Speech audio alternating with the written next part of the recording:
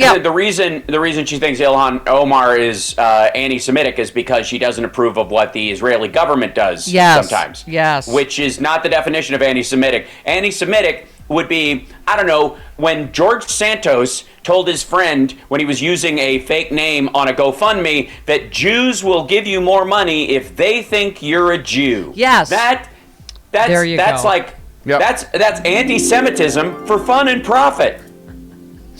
Lauren Boebert tweeted, "Be kind, don't be ugly." And you said, I'm guessing her account was hacked by irony itself?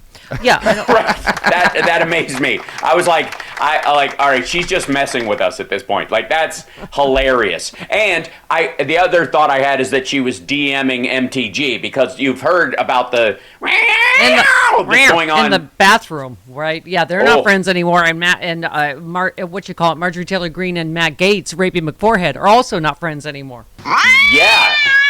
Yeah, it's gonna, but they're gonna share seats on committees and work for America, and they're not at all going to be at each other's throats, jockeying for positions. But it's funny, stealing each other's talking points. Every single person on the Homeland Security Committee now is tried to overthrow the Homeland and got asked for a pardon, and now they're on the Homeland Security Committee because that's the punchline. Is they're now securing the whole. And nothing they ask for or insist on is ever going to amount to a hill of beans. Right. So they're going to rail against it. It's almost like they've had their hands tied behind their backs and like, okay, do another insurrection like this. Just do it in shackles. It's going to be so fun to watch. And they're gonna attack McCarthy for not taking seriously what we discovered in the Department of Homeland Security, and that we've been raising the Department of Homeland Security's funding 3% every year. And what are they doing? And then they start attacking cops again. Yes. And then it's hilarious. Chairmanship on what we're in for. For the country, it's going to be a terrible circus. They're going to do what they can to interfere with the Justice Department investigation of Donald Trump and his enablers in these multiple lines of effort to overturn the election, and have someone who's implicated in it all, like Perry, being one of those. Reminds me a lot, frankly, of the Republicans during the Russia investigation, during the Ukraine investigation. They essentially were acting as defense counsel for Donald Trump. It's going to happen again. Yeah. And, this is why we have New Mexico, because the coup is ongoing. The people that tried to overthrow the government are now running the government and inciting violence elsewhere as well. Right. Rich in Indiana on this whole thing. You're on with Hal. I want to say first, please, that Hal Sparks is, in fact, the sharpest tool in the drawer repeatedly. I take notes. And when I'm in there, I have things that say, comic genius. It's true. You are fantastic, man. I want to say, please, that he hit the nail on the head when he was observing that Russian stoogism is anti-gay. And that's toxic masculinity, and that the Orthodox Church just looked at Pussy Riot's efforts. And there's no cure for stupid. Dunning-Kruger explains this perfectly. A Russian stooge cannot understand that they are a Russian stooge. Yeah. Right. So, well, that's why it's called a useful idiot. You're absolutely right. Some of them are tacitly under the table, old school pre-McCarthy era. The other McCarthy, not this McCarthy. Yeah. Russian sympathizers in that way for totally different reasons. Not sympathizing with the USSR, which would make them, that's where the red baiting term came from. But Russia itself, as it stands now, as a kleptocracy run by authoritarians, where the rich get richer all the time, they gut the entire country. Everybody else, the poor just work themselves to death and die of alcoholism as sort of praise to their leaders. And and gay people don't exist. That is a dream for them. It's the same thing that makes it difficult, puts a hitch in their get along when they're trying to confront Iran, because they're like, yeah, but I kind of like how they treat women. It's rough for me. And they know this. They're openly aware of this. They also know, though, that the Boeberts of the world are just stupid. Yeah. So they can drag them around by their nose. Sidebar. And they use those. Yeah. Sidebar, counselor. I thought it was a hitch in your giddy up. Is it not a hitch in your giddy up? Is it a hitch in your get along? It's a hitch in your get along. It could be either one. Oh, really? Yeah, I've heard both. All right. Unclear. All right, who's from the South? Who's from the you. South? That's why I asked you. I went to high school in Virginia. All right. That's All the right. South. Okay. Virginia. Good Lord. People, Thomas Jefferson spoke 3 languages and edited the Bible. He's from Virginia. Don't talk to me about the South. He's from Kentucky. There is a wall of people between my hometown and Virginia that put Mountain Dew in baby bottles. There's no competition. Hey, I'm from southeastern Virginia. We did that there, too. Yeah, all right. I'm not from the D.C. suburb. I'm just saying you're a genetic abnormality. Yeah, D.C. suburbs are very different. How many times did you hear? Oh, this baby sure do seem zippy after his Mountain Dew bottle. Oh, that's good. And he can whistle through that gap in his teeth. It's fantastic. It's like a giant hole. It sounds like the holler on a windy night. Annie in North Carolina. North Carolina, the South or not? You decide. It's the South. Everybody decide. Yeah, North Carolina, South. South? All right. Yes, it is South. And actually, I'm from Southern Ohio, and it's I've been gone a dozen years, but we were referred to as Billies, and Kentucky's people were referred to as hillbillies. Oh, so that's where Ohio. All right. Okay. All right. Anyway, It is rather flat in Southern Ohio. I was born in Cincinnati, but only because it was the nearest hospital without chickens. We lived in Kentucky. Right. When I called last time, I told you I was also born in Cincinnati. Yeah. So you're not as North Carolina, not as diddly as South Carolina, but you know. Right. Yeah. Anyway, before I forget what I want to call about 2 things real quick. Franklin Graham said that Putin protected his people from the gay and lesbian lifestyle. He said that back in 2012. So, but that's not the real reason I called. I've been following that guy. Remember the one in Nancy Pelosi's chair with his feet up? Yeah. Yes. Okay. Well, I've been following that trial. He had, you know what that stun gun was? It was called a hike and strike. It had 950,000 volts. Mm-hmm. It was a walking stick. Yeah, it's and for they had animals. Him on film. It's for cows. Right, for animals. Yeah. And they had him on video in the bar at the Hyatt, one of the Hyatts somewhere close to D.C. And he was demonstrating it, and they had to close the bar. And the bartender, manager, whatever, testified in court like 2 days ago about what happened. And when they demonstrated not his, they can't find his. He probably threw it in a river somewhere. But they demonstrated one that he bought, like he bought at Pro Bass Shop in Rogers, Arkansas. And so, but the jurors, one covered her eyes and one covered her ears when they demonstrated that. Because it's so loud. Yeah.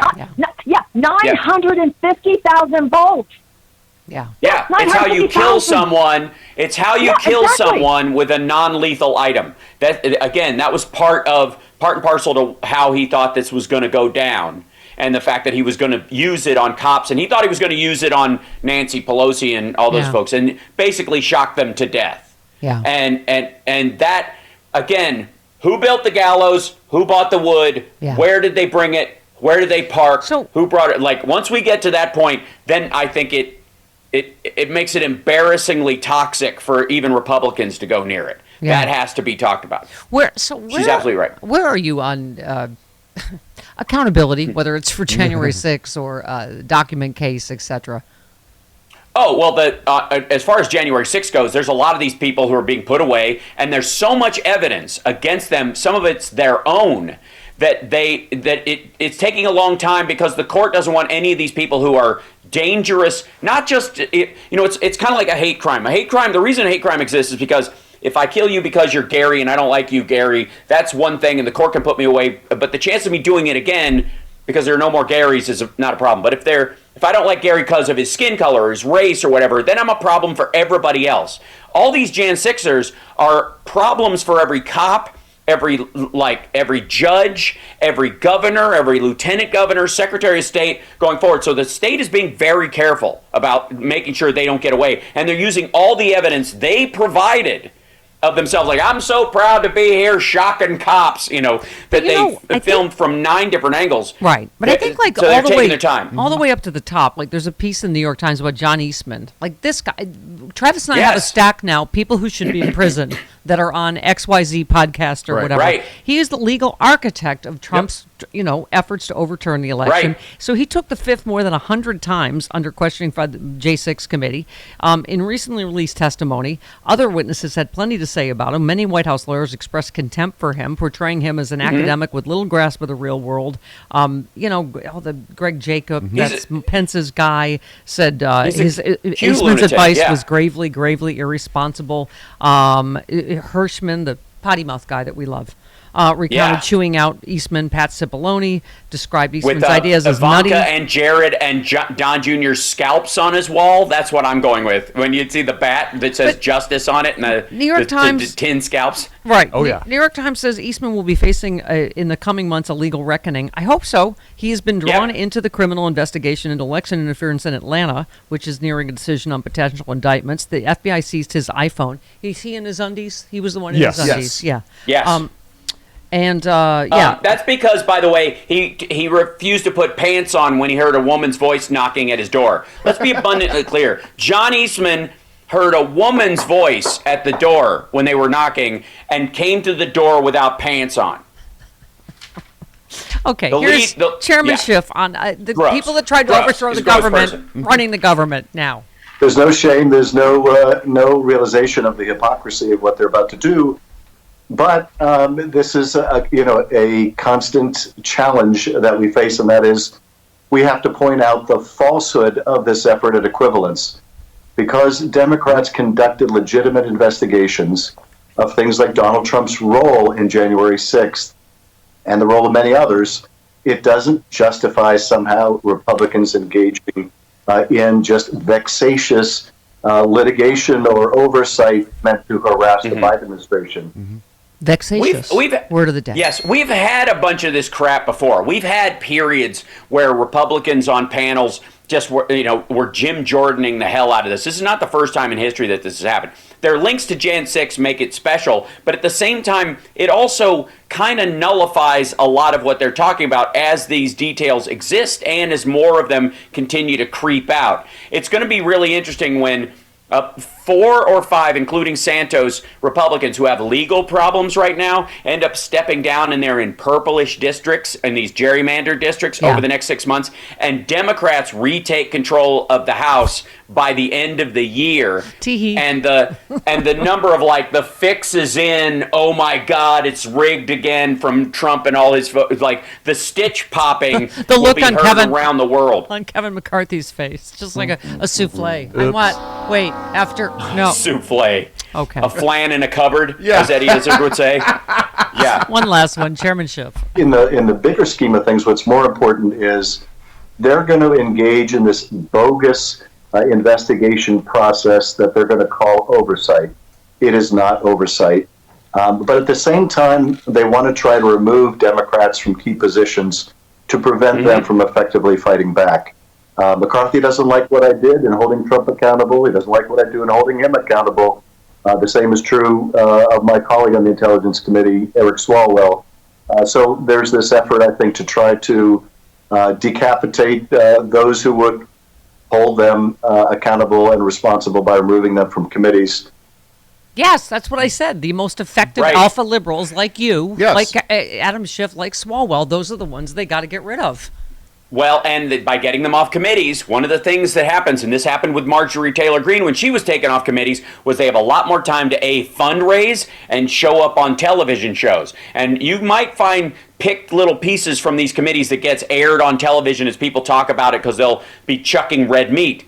But the rest of the time, people are just watching the generalized populist picture of the government right now. That's where you get more time on screen, and that's where these folks will be. Swalwell and Schiff will be interviewed more because they'll have more free time because they're not on a committee. And they're great on TV.